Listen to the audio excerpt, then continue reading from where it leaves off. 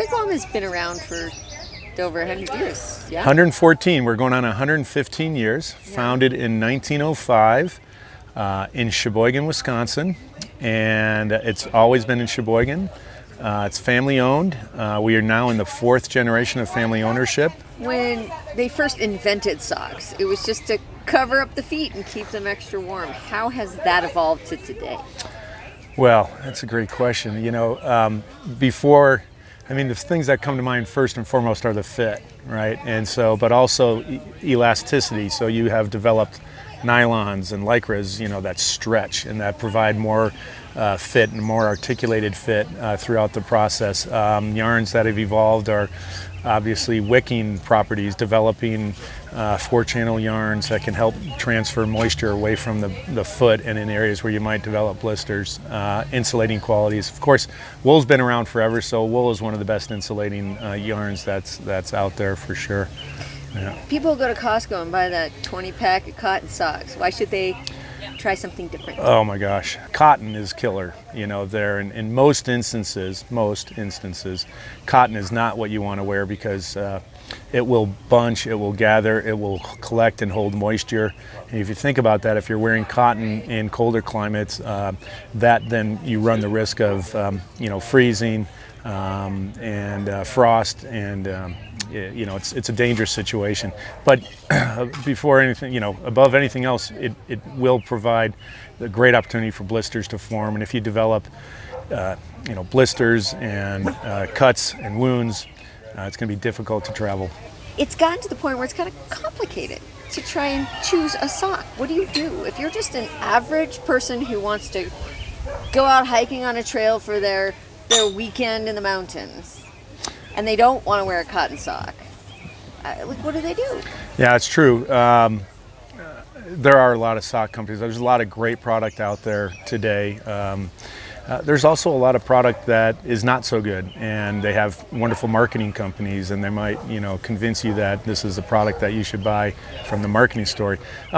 There's many ways to research that today. We're fortunate that we do have the Google monster, where we can dig into all kinds of information. Reviews. Yeah, Wigwam reviews. Wigwam reviews, and everybody has an opinion, and so you have to read through and filter. Use your own common sense to filter out whether or not that reviewer is writing from a particular angle.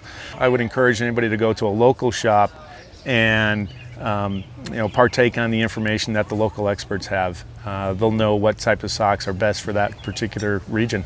Okay, so if you're hiking, what should you look for in a sock? It comes down to preference. The trending material these days is definitely everyone first goes to wool, but we also suggest you consider a synthetic or a man-made sock as well. Now, what we do with our wool socks, first of all, is we strategically knit in nylon to add a little more durability to the sock. We also will make sure that the wool is blended with other yarns that help speed up the wicking process and also the drying process in there. Wool is a wonderful insulator and it does a wonderful job wicking, but if you max that out, you need to find other methods of speeding up that process so they dry quicker, and that's what we do with our wool. And then the man-made stuff, there are people who prefer to be wool-free. They might have some, issues with wool, and it itches, or they get some sort of reaction, and therefore we have a great collection of man-made socks as well, or synthetic blends. Okay, so then they're looking for the material. Yep. They're going out hiking. It's not a backpacking trip. It's out for the day for 3 hours, 4 hours, like that.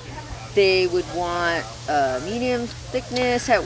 Well, let's assume they're in a fairly warm climate, 70-ish degrees, 75 degrees, and insulating properties is less of an issue and comfort is a bigger issue. I think you're going to be in what most companies typically would identify as a lightweight wool sock or a lightweight synthetic sock. And then you want to look at whether or not the sock has cushion under the heel and under the toe, or you could have cushion under the full foot. What are your shoes? Do you wear a tighter shoe or a looser boot? You have to take that into account. And if you have thick socks I like to wear, then you're going to need a little more room. Is it true to say, the more expensive the sock, the better the sock? Not always. No, not always, and I think that's where Wigwam stands above others, is because we'd hold our sock quality up against any in the industry, and yet we find that we will average anything from $2 to $4 at retail, less than some of the competitors that we are often compared to, that will range, a bit higher. Now what about washing it? Anything special you have to do? Well, yeah, I mean, it's recommended that you wash them in normal detergent and turn them inside out when you wash them. Oh, really? Does everybody take time to do that? Absolutely not. And the beauty is that these socks come out with a lot of durability and continue to fit really well. What about dryers? Wool, recommended not to put in there. If you do, it's on low heat. Again, I can tell you that many of us would just simply throw it in with the rest, like everybody else, and they're fine. Yeah, and they're fine. Too much? Yeah. Okay, so going back to the kind of the synthetic versus wool. If you don't have an issue with wool, should you always choose wool? Not always. I think there's times when, depending on what activity you're doing, what your shoe is, there's times when a synthetic sock will work really, really well. It really comes down to personal preference. Should you always go for wool? What's the feel? What do you like? What do you prefer? Certainly, like I said, wool provides a lot of natural properties in terms of insulating. In low temperatures, it also maintains a high degree of insulation even when it's wet. But at some point, wool can max out. But wool's a great performer. Other people you'll find and depending on the performance that you're participating in the activity, if you're biking, you may want a sock that has a little bit lower profile than a synthetic sock. And again, you can utilize a combination of certain yarns to achieve moisture management.